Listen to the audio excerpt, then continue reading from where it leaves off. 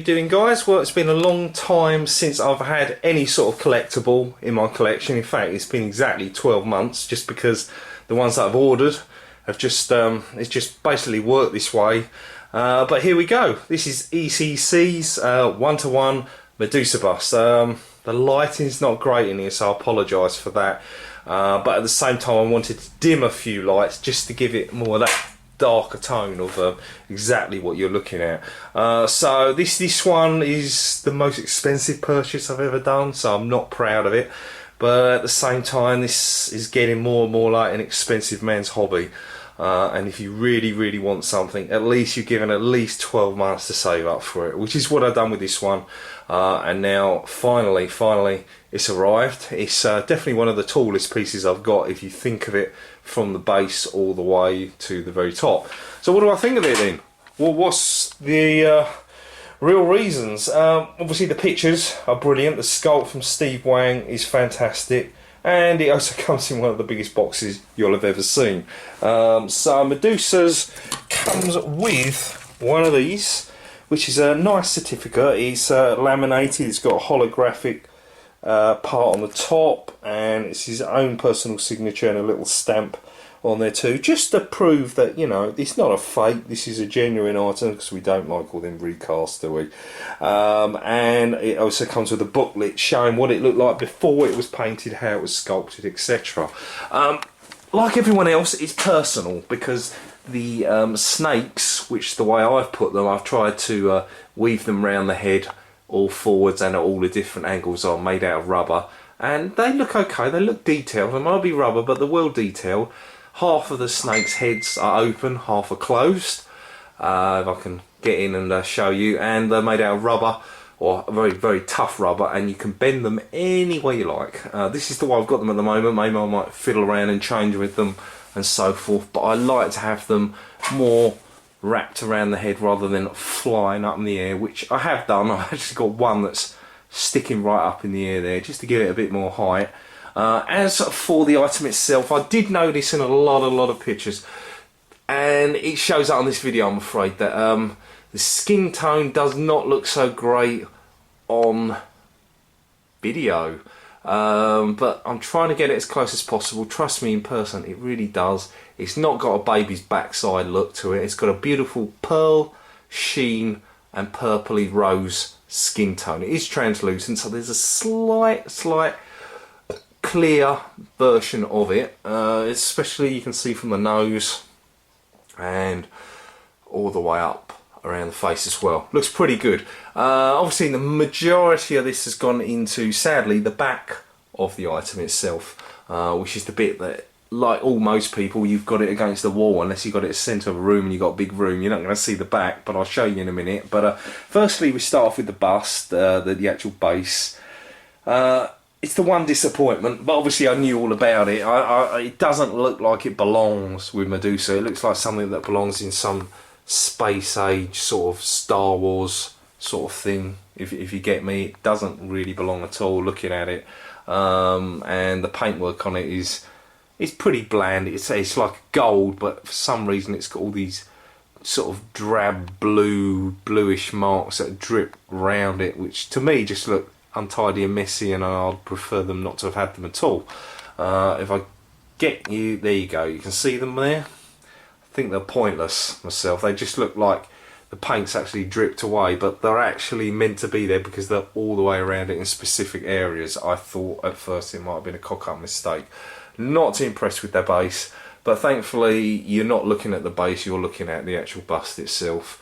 It's got a big chest, and I don't mean the chest, but the large portion of the upper part of the body before it goes up to the head itself, which really is as scary and freaky as you like. I've switched the LED lights on so you can see pinprick eyes.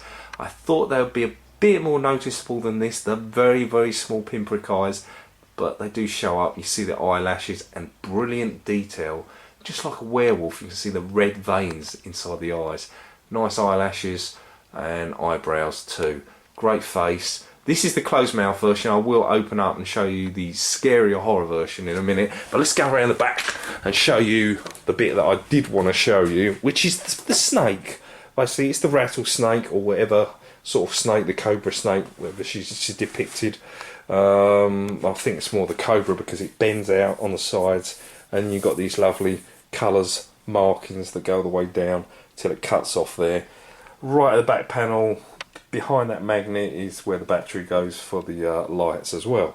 So there we go, bending over, and obviously it's only the front part of the snakes that are coming from. I would like to have had some more, funny enough, even though you get an awful lot of snakes. I think there's about 30 snakes, another 30, just to cover more so I can do more with the hair. Possibly I would have liked to have done a bit more like my Aereo Studios one. You've got an awful lot of snakes where you can sort of shift it in one direction sort of thing, but or pull a bit more further back, but you can't because there's a 30, so you've got to make the maximum out of what you've got on show. So if we take the jaw off, now it is a magnet, and it is a little clumsy to get off, but if you pull it by the sides you can pinch it off quite easily, but at the same time doing very gently. And this reveals, as I said, the much scarier version, which to me does look better, but if you're alone at night and you've got this thing just staring at you, because I'm going to have it a little higher up on the cabinet, it does actually look quite scary. The tongue is magnet again as well, and hangs out like so, and there you go. Much scarier look altogether. It's got the teeth, it's got this sort of fork tongue, and then you've got a lot more teeth inside, and great detail, which unfortunately you can't see from here, but you get the idea that it goes right in the mouth there, still with detail, still with veins, still with ripples of the inside of the gum. Fantastic. You've got lines on the lips as well, and beautiful sort of spray paint markings going around the neck piece. So very pleased with it, guys. Yes, it is an awful lot of money, but anyone who's watching this video probably knows that anyway, so it's not going to be a shock to you. It's just a case of whether you want one or not. If you can handle a real horror looking item, if you look at my other collectibles, then they're not really of the horror variety, and I don't want to go too much for the Freddy Kruegers and all the other horrors. This is about as scary as I want to go in terms of just having the one, and amongst all the other collection it shouldn't freak me out too much because it's well lit inside here.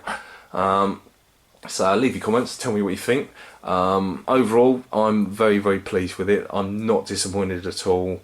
This ECC company produce brilliant versions of items that when on show on the websites, they are exactly the same when they come out in person. Not to be disappointed. They're not like Sideshow, dare I say. You get a prototype and then you know full well when you get the real version that the paint app is not going to be as good. Not getting that with this. Exactly the same thing. Perfect. If not better, because you've got it in person, in the flesh, and you get to see better lighting, better colour app, and it's physically in person, which is so much better altogether, guys. It really makes a hell of a difference.